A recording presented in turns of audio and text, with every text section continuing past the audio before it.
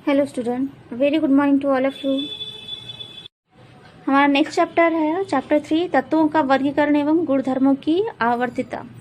तो इस चैप्टर में हम आवर्त सारणी की उत्पत्ति किस प्रकार से हुई, ठीक है, और जो आधुनिक आवर्त सारणी जो बनी है उसके पहले कितनी आवर्त सारणियों का निर्माण किया गया उसके बारे में हम पढ़ेंगे, ठीक है। इसमें पहला हेडिंग है आवर्त सारणी की उत्पत्ति। तो देखिए, डोबेराइनर-त्रिक और न्यूलैंड का अष्टक नियम जो है इसके बारे में हम लोगों ने क्लास 10th में बहुत अच्छे से पढ़ा है ना, और आवर्त सारणी के बारे में भी हम लोगों ने बहुत अच्छे से पढ़ा है। तो देखते हैं डोबेराइनर-त्रिक क्या है। बहुत ही ध्यान देके सुनिए। डोबेराइनर ने कहा था कि यदि समान तत्वों को 3 के समूहों में वर्गीकृत किया जाए तो बीच के तत्व का परमाणु भार शेष 2 तत्वों के परमाणु भार का औसत होता है ना।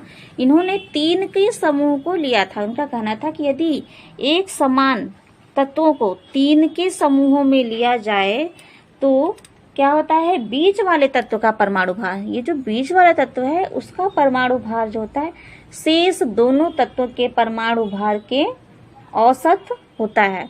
इस प्रकार से इन्होंने अपना आवर्त सारणी जो है 3 के ग्रुप को लेकर इन्होंने बनाया था। अब देखिए, जैसे लिथियम, सोडियम, पोटेशियम है, मुझे क्या करना था, एक समान तत्व। तो एक समान तत्व है लिथियम, सोडियम, पोटेशियम, ठीक है। तो जो बीच वाला तत्व है ना, बीच वाला तत्व यानी कि सोडियम, ये जो ऊपर नीचे वाला तत्व है लिथियम और पोटेशियम, इनके परमाणु भार का औसत होता है, इसका परमाणु भार जो होता है। अब देखते हैं लिथियम और पोटेशियम का है औसत, हम देख लेते हैं औसत भार।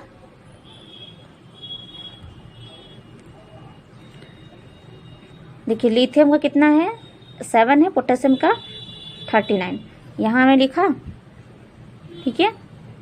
लिथियम और सोडियम का लिख लिया हमने। 2 एलिमेंट्स लिए हैं तो 2 से हमने इसे भाग दे दिया, तो कितना आया, 23।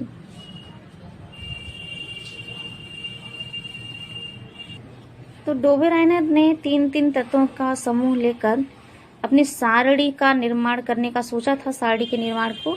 लेकिन ये जो इनका जो परिकल्पना थी, इनका जो थ्योरी था, ये कुछ ही तत्वों तक ही सही साबित हो पाया, ठीक है।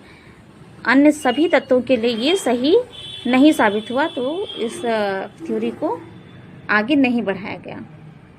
चलिए, नेक्स्ट है न्यूलैंड का अष्टक नियम। तो न्यूलैंड के अनुसार जब तत्वों को हल्के परमाणु भार से भारी परमाणु भार के क्रम में लिखा जाता है तो जो 8वां तत्व होता है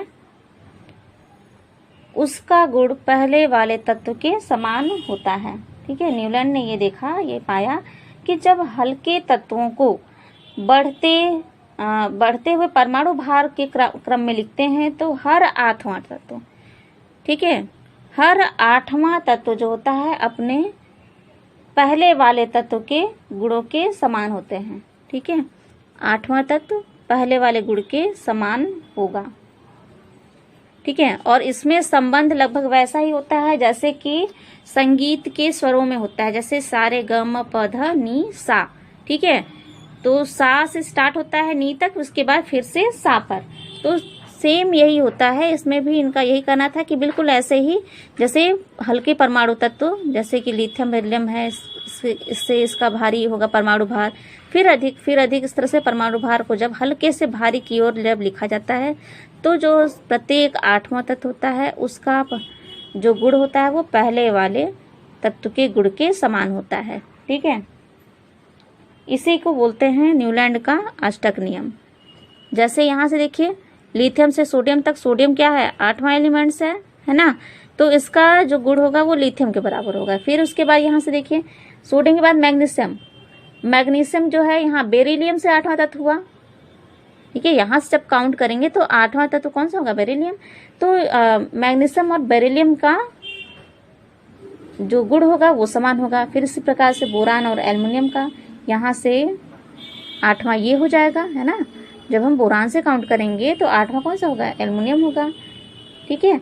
तो इस प्रकार से इनका जो है कहना था कि हर 8वां तत्व जो है अपने पहले वाले तत्व के गुणों के समान होगा। लेकिन क्या हुआ कि ये भी प्रक्रिया आगे बढ़ नहीं पाई, ठीक है। कैल्शियम तक ये तो सही तरीके से चला कि हाँ कैल्शियम तक जो इनका 8वें गुण जो मिल रहे थे 8वें तत्व और पहले तत्व से, वो तो सही प्रकार से चले, लेकिन उसके आगे ये सारणी जो है कंप्लीट नहीं हो पाई, ये इनका नियम जो है सही प्रकार से नहीं लागू हो पाया, तो इसे भी फेल करार कर दिया गया, इसे भी मान्य नहीं किया गया।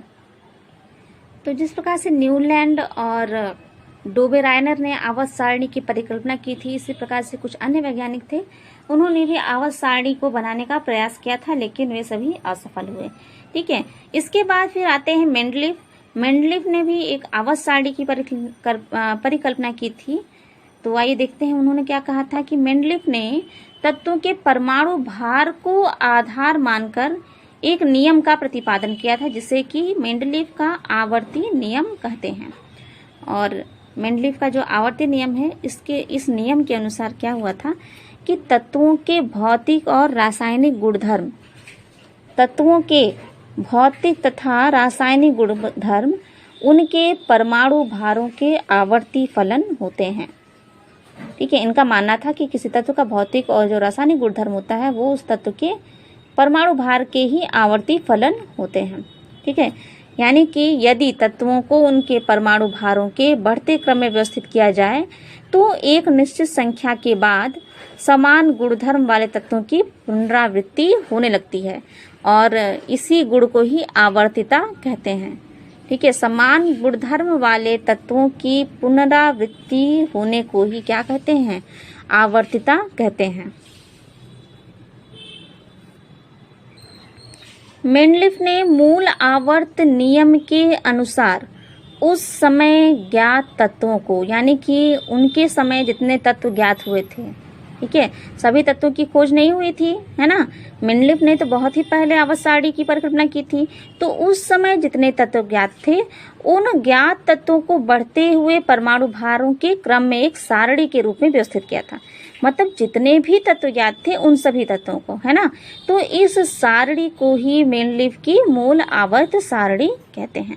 और इसमें क्या था? इसमें 12 36 पंक्तियां थी, हॉरिजॉन्टल रोज थे, ठीक है, और 8 ऊर्ध्वाधर कॉलम थे, वर्टिकल कॉलम थे। 36 पंक्तियों को सीरीज कहा गया और ऊर्ध्वाधर कॉलम को ग्रुप्स कहा गया। ठीक है। 36 पंक्तियां जो थी उनको क्या कहा गया? सीरीज, और ऊर्ध्वाधर कॉलम को कहा गया ग्रुप। ठीक। तो तत्वों को क्रमबद्ध करते हुए समान गुणों वाले तत्वों को एक ही समूह में रखा गया, और ऐसा करने के लिए कहीं कहीं खाली स्थान भी छोड़ दिया गया था। यानी कि मेंडलीफ के समय जितने भी तत्व थे उसको ही लेकर उन्होंने आवर्त सारणी की रचना की थी। लेकिन इस बात का उन्होंने ध्यान रखा था कि हो सकता है कि भविष्य में और भी तत्व खोजे जाएं, तो और तत्व खोज जाएंगे तो उन्हें कहाँ स्थान दिया जाएगा। तो उन्होंने क्या किया था? तत्वों को स्थान जब दिया गया था तो उन्होंने ध्यान दिया था कि जैसे कि मान लीजिए कोई सारणी है, इस प्रकार से उन्होंने बनाई, तो कोई तत्व यहाँ लिखा, तो उन्होंने ध्यान रखा कि इस तत्व के समान गुणधर्म वाले तत्व जो हैं इसके इसी वर्ग में, इसी सीरीज में लिखे जाएंगे, है ना। और जो तत्व नहीं खोजे गए तो उनके लिए स्थान उन्होंने छोड़ दिया था।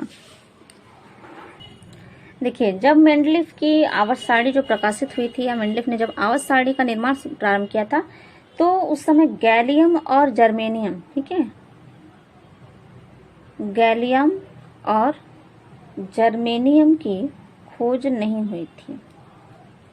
ठीक है। तो उन्होंने एल्युमिनियम और सिलिकॉन के नीचे एक एक स्थान जो है छोड़ दिया था। एल्युमिनियम और सिलिकॉन के नीचे उन्होंने एक एक स्थान से छोड़ दिया था। और इन तत्वों का नाम क्या नाम रखा था उन्होंने? इन तत्वों का नाम ए का एल्युमिनियम या ए का सिलिकॉन रखा था। ठीक है। जैसे एल्युमिनियम है, एल्युमिनियम के नीचे एक स्थान छोड़ दिया, ठीक है, और इसी प्रकार से सिलिकॉन लिखा तो सिलिकॉन के नीचे भी एक स्थान छोड़ दिया। और यहाँ पे क्या लिख दिया उन्होंने? एल्युमिनियम के नीचे इन्होंने लिखा ए का एल्युमिनियम, ए का एल्युमिनियम, ठीक है। इसी प्रकार से सिलिकॉन के नीचे ए का सिलिकॉन नाम रख के इन्हें छोड़ दिया गया। ठीक है। तो इस प्रकार से मेंडलीफ ने काफी दूरदर्शिता का परिचय दिया था। ठीक है। तो इसलिए इनका जो आवर्त सारणी था ये बहुत ही ज्यादा प्रसिद्ध हुआ था। लेकिन फिर भी इनकी आवर्त सारणी में कुछ कमियां थी, बहुत ही कुछ अन्य भी कमियां थी जिन कमियों को दूर करके आधुनिक आवर्त सारणी का निर्माण किया गया। ठीक है, तो आइए देखते हैं कि आधुनिक आवर्त सारणी क्या है। देखिए, सन 1913 में हिंदी मोजले ने मेंडलीव की मूल आवर्त सारणी में संशोधन करके एक नया नियम प्रस्तुत किया, जिसे कि आधुनिक आवर्त सारणी या आधुनिक आवर्त नियम कहते हैं। इस नियम के अनुसार तत्वों के भौतिक तथा रासायनिक गुण उनके परमाणु क्रमांकों के आवर्ती फलन होते हैं। ठीक है, यानी कि मेंडलीव की आवर्त सारणी में भी कुछ कमियां रह गई थी। कुछ तत्वों को स्थान देने के लिए उन्होंने स्थान छोड़ा था आवर्त सारणी में। इसके बावजूद भी कुछ कमियां रह गई थी, जिन कमियों को दूर किया था हेनरी मोजले ने। ठीक है, जिसे कहा गया आधुनिक आवर्त नियम। लेकिन इनकी आवर्त सारणी में भी कुछ कमियां थी, जिनको दीर्घाकार या प्रवर्धित आवर्त सारणी के द्वारा दूर किया गया। देखिए, दीर्घाकार या प्रवर्धित आवर्त सारणी क्या है। दीर्घाकार आवर्त सारणी का निर्माण बोर के परमाणु की कक्षाओं में इलेक्ट्रॉनों के वितरण के सिद्धांत के आधार पर हुआ है, इसलिए इसे बोर की आवर्त सारणी भी कहते हैं। जो बोर ने, नील्स बोर साइंटिस्ट, ठीक है, उन्होंने जो अपना सिद्धांत दिया था, उस आधार पर इस प्रकार की आवर्त सारणी का निर्माण हुआ था। ठीक है, इसलिए इसे क्या कहा गया, बोर की आवर्त सारणी भी कहा जाता है। ठीक है, तो इस सारणी में 36 पंक्तियों को क्या कहा गया, आवर्त कहा गया, तथा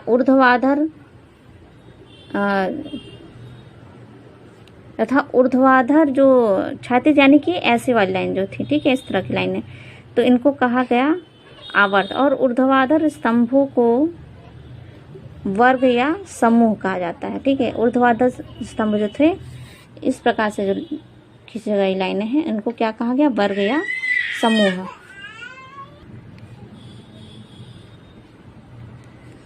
चलिए नेक्स्ट है, आवर्त में तत्व की अधिकतम मुख्य क्वांटम संख्या n को दर्शाती है।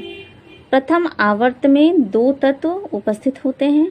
इसके बाद के आवर्तों में क्रमशः 8, 8, 18, 18 और 32 तत्व होते हैं।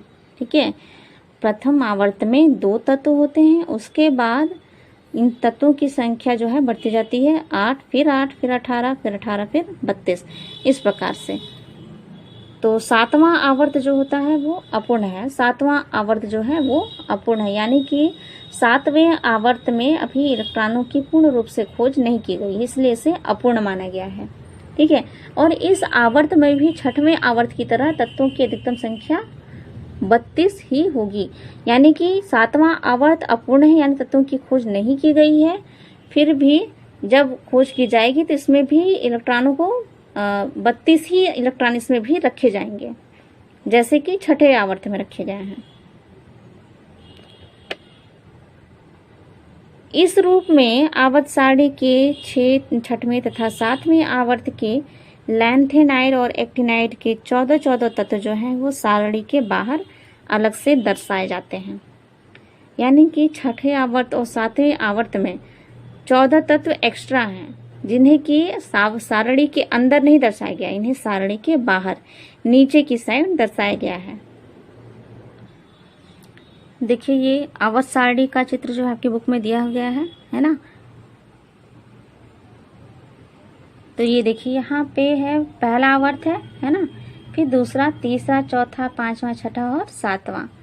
इसी प्रकार से ये ऊपर है ग्रुप है, वर्ग 1, 2, देखिए पहला है, दूसरा, तीसरा, चौथा, 5वां, 6ठा, 7वां, 8वां, 9वां, 10वां, 11वां, 12वां, इस प्रकार से 13, 14, 15, 16, 17 और 18 यहाँ पे।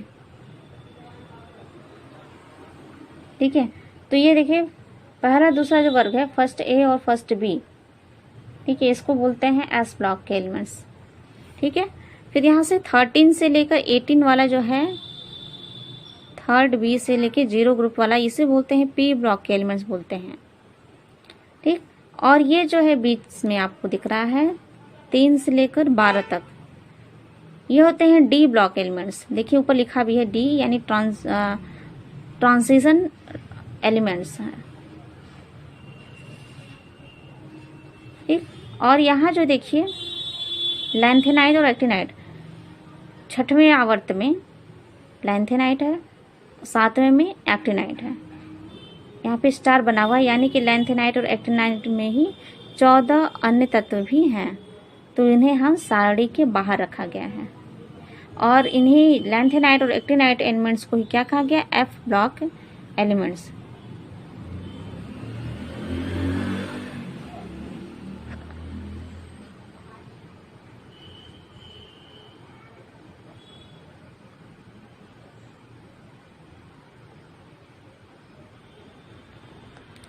तो ये आवर्त सारणी आप लोग के लिए बहुत इंपॉर्टेंट है। क्लास 11th में आप लोग कम से कम एस ब्लॉक और पी ब्लॉक के सभी एलिमेंट्स के नाम तो याद कर ही लीजिए, है ना, बहुत ही ज़रूरी है। और जैसे अभी हम लोगों ने इलेक्ट्रॉनिक विन्यास वाला पढ़ा है, तो उसमें तो आपको सबके नंबर याद होने चाहिए कि क्रम से, है ना, जैसे कि हाइड्रोजन पहला है, हीलियम दूसरा है, लिथियम तीसरा है, बेरिलियम चौथा है, ठीक है। तो वो तो ठीक है इलेक्ट्रॉनिक विन्यास के लिए, लेकिन जब हम एस ब्लॉक की बात करेंगे, केवल एस ब्लॉक की बात, तो हम एस ब्लॉक के सारे एलिमेंट्स के नाम हम किस प्रकार से बताएंगे, लिथियम, सोडियम, पोटेशियम, रुबिडियम, ठीक, सीजियम, फ्रांसियम, फिर बेरिलियम, मैग्नीशियम, कैल्शियम, इस प्रकार से, ठीक।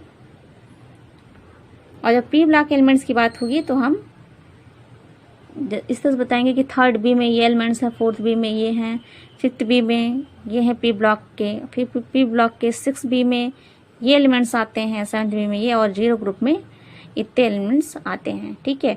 तो आपको 2 तरीके से एलिमेंट्स को लर्न करना है, एक तो क्रम वाइज, क्रम संख्या से, और एक जो है ग्रुप वाइज, ठीक है, कि एस ब्लॉक में कितने एलिमेंट्स हैं, उन सभी के नाम, और साथ में सबके परमाणु क्रमांक। इसी प्रकार से पी ब्लॉक में कितने एलिमेंट्स हैं, सबके नाम और उनके परमाणु क्रमांक।